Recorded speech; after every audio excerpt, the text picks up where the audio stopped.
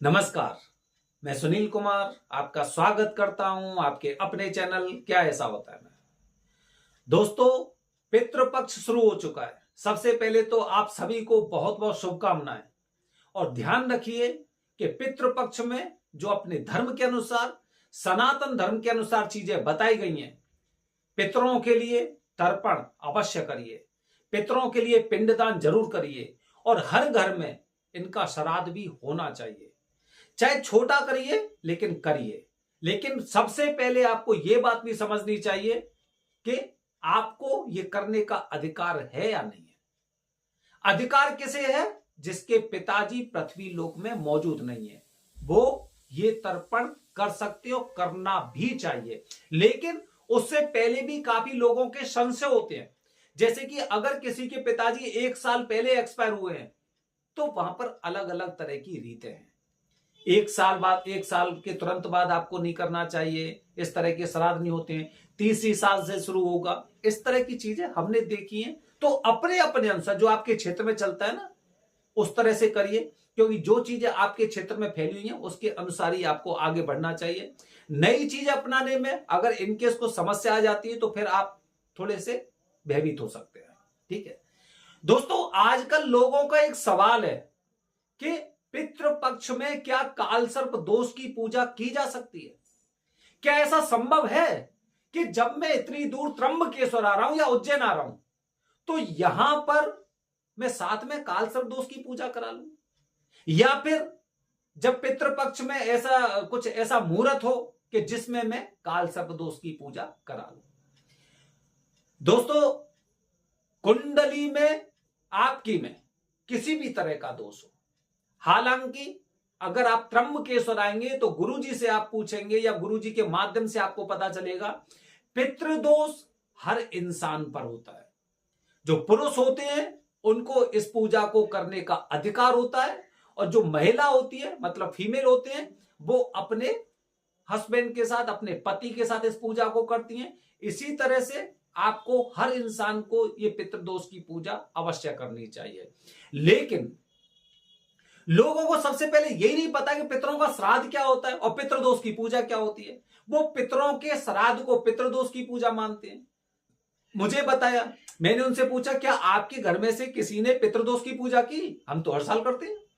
हम तो कहां पे करते हैं? घर पे करते हैं। हमारे यहाँ पंडित जी आते हैं, जिस दिन हमारे दादाजी की तिथि थी या पिताजी की वो थी, उस समय आते हैं।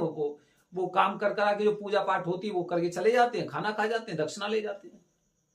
तो ये लोग पितरों के लिए बस यही समझते हैं, या तो ये आगे सुनना नहीं चाहते हैं, या आगे समझना नहीं चाहते हैं, या फिर आगे करना नहीं चाहते हैं। क्योंकि ज्यादा चीजें सिर पे डालने से कोई फायदा नहीं है। जितना जानते हो उसी में विश्वास रखो, आगे मत करिए। ऐसी लोगों की मानसिकता होती है। लेकिन जब इन्हें बाद में बताया जाएगा आपके ऊपर तो पितृदोष है, फिर कोई बात नहीं, हमारे पिताजी इसी तरह से रहते रहते, कोई बात नहीं, हम तो करते हैं, पितरों की पूजा करते हैं, श्राद्ध करते हैं, ये करते हैं, वो करते हैं। लेकिन समस्या दोस्तों तब आती है जब इन लोगों के बच्चों पर कालसर्प दोष और पितृदोष दोनों होते हैं। अब ये गुरुजी से जगह जगह संपर्क करते हैं। कोई इंटरनेट के माध्यम से गुरुजी को देखेंगे, कोई किसी के माध्यम से देखेंगे, जगह जगह सब लोगों से बातचीत करा के तब इन्हें पता चलता है हाँ, कुंडली में कालसर्प दोष है। अब क्या करना चाहिए? कालसर्प दोष की पूजा करिए। कहां करिए? उज्जैन जाइए, त्र्यंबकेश्वर जाइए। अच्छा, अभी तो पितृपक्ष चल रहा है, कर सकते हैं या नहीं कर सकते? तो इस तरह से सवाल घूम फिर के आता है। अब आपने देखा, क्या देखा? यह देखा कि बच्चे की कुंडली में कालसर्प क्यों आया। क्योंकि इससे पहले तक, जो इससे पहले की जनरेशन थी, हमने अपनी आंखें बंद करके रखी थी। जो चल रहा है चलने दो, जो भी हो रहा है होने दो, हम सब कुछ कर सकते हैं, हमारे बच्चे नहीं कर सकते। हमारे बच्चों को करने की वो जरूरत नहीं है, हम कर सकते हैं। भाई जैसा चल रहा है वैसे चलने दो। पितृदोष की पूजा उन्होंने नहीं करवाई, हम भी नहीं करवाएंगे। लेकिन जैसे ही बच्चों पर नौबत आती है, आंखों के साथ कान भी खड़े हो जाते हैं, एकदम हो जाते हैं कि अब क्या करना चाहिए, क्या कर सकते हैं। तो दोस्तों, कालसर्प दोष की मुख्य वजह क्या होती है? पितृदोष ही होता है। मतलब ये मान के चलिए कि जो पितरों का दोष है, पितृदोष है, ये एक जड़ है। ये एक जड़ है जो बार बार उग आती है और फिर आप इसे किसी दोष के निवारण किसी करके साफ करते हो, उसके पश्चात फिर दोबारा से आ जाती है, क्योंकि हमने तब आंखें बंद कर रखी थी। पितृदोष कुंडली में आने वाली पीढ़ी में होने वाले हर प्रकार के दोषों का एक मुख्य वजह हो सकती है। पितृदोष की वजह से पीढ़ी दर पीढ़ी चलते जाइए। सपोज करिए अभी आपके एक बच्चा है, उसको काल सर्प दोष है, पता चला दूसरा बच्चा हुआ, उसकी कुंडली में ग्रहण दोष के साथ काल सर्प दोष आ गया। एक और बच्चा हुआ, हो सकता है उसकी कुंडली में चांडाल दोष आ गया। इसके पश्चात पता चला कि उसका बेटा था, उसकी शादी हो गई, शादी के बाद उसका बच्चा हुआ, उसकी कुंडली में तो बहुत सारे दोष हैं। 8वें भाव में इतने ग्रह बैठे हुए हैं, 9वें भाव में इतने ग्रह बैठे हुए हैं, साथ साथ समस्या। चंद्र अकेले बैठे हुए, केंद्रम दोष बन गया है।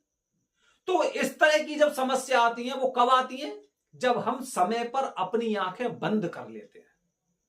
जब समय निकल जाता है, जब उनका जन्म हो गया, तब कहीं जाके हम उसका उपाय ढूंढ रहे हैं। उससे पहले हमने अपनी आंखें बंद कर रखी थी। तो दोस्तों, पितृदोष ये मुख्य वजह होती है कुंडली में हर प्रकार के दोषों की। आप में से न जाने कितने लोगों ने सुना होगा कि तीसरी पीढ़ी होती है ना, वो आपके स्तर को या तो बहुत ज्यादा ऊंचा उठाती है या बहुत ज्यादा नीचे ले जाती है। तीसरी पीढ़ी वजह क्या होती है? क्योंकि वो इतना जानकारी ले लेते हैं या तो वो बहुत ज्यादा फायदेमंद होती है, बहुत ज्यादा खतरनाक होती है। इसकी वजह से तीसरी पीढ़ी हमेशा बदलती है, ये हमने सुना है। अगर अभी आप गरीब हैं तो तीसरी पीढ़ी देखना वो पैसे वाली हो जाएगी उस स्थिति जाकर। और अगर वो पैसे वाली पीढ़ी है तो तीसरी पीढ़ी में हो सकता है कि या तो एकदम बहुत ज्यादा रईस हो जाए या फिर एकदम कंगाल हो जाए। ऐसी स्थितियां आती हैं। वजह दोस्तों यही होती है कि हम ना अपने धर्म से भटक जाते हैं।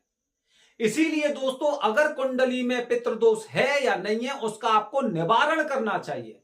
और जब निवारण हो जाएगा, आपने देखा ना बहुत से ऐसे लोग होते हैं कि उनके बच्चे बहुत ज्यादा तरक्की करते हैं। 5 भाइयों में से 4 भाइयों में से एक बच्चा ऐसा उतने एकदम सूर्य की तरह चमकने लग रहा है। क्यों? क्योंकि वो धर्म पहले समझे। अभी आपको उसकी चीजें समझ में नहीं आ रही, आप कहने लग रहे हैं भाई ये किस्मत है, भाग्य है, मुकद्दर है, ये है वो है। ऐसा नहीं है, और होगा, लेकिन कहीं ना कहीं धर्म का पालन किया है, इसकी वजह से सितारे आसमान में। तो पितृदोष ही वजह होती है मुख्यतः। इसीलिए जब भी आप पितृदोष की पूजा करने जा रहे हैं, पितृदोष की पूजा करने जा रहे हैं, तो मैं आपको सलाह देता हूं, ये मेरी खुद की राय है, कि उसके साथ आप काल सर्प दोष की पूजा भी करके आइए। कुंडली में आपके में काल सर्प दोष हो या ना हो, पितृदोष की पूजा के साथ आपको काल सर्प दोष की पूजा करनी चाहिए।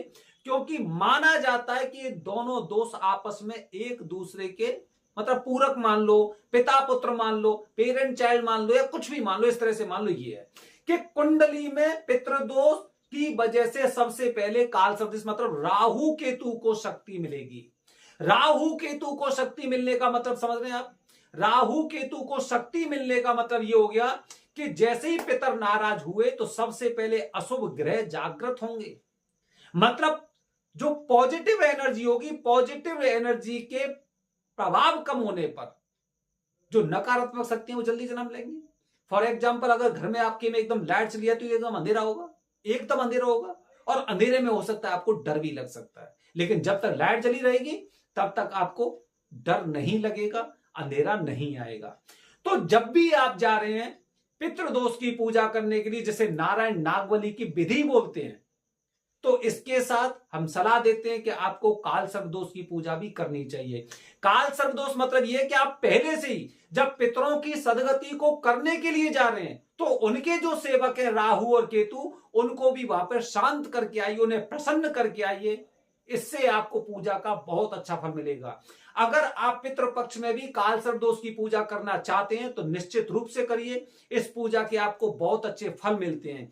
अगर सिर्फ काल सर्प दोष की पूजा करने पितृपक्ष में जा रहे हैं तो भले ही आप त्रिपिंडी श्राद्ध करिए, 1 दिन की पितृदोष की पूजा करिए, 3 दिन की करके आइए, बहुत अच्छा फल मिलेगा, बहुत पूजा का लाभ आपको प्राप्त होगा, ये हमने सुना है। बने रहिए हमारे चैनल के साथ दोस्तों। आने वाली वीडियो बता रहा हूं मंगल दोष से संबंधित कुछ विशेष जानकारी। हर हर महादेव, हरिओम।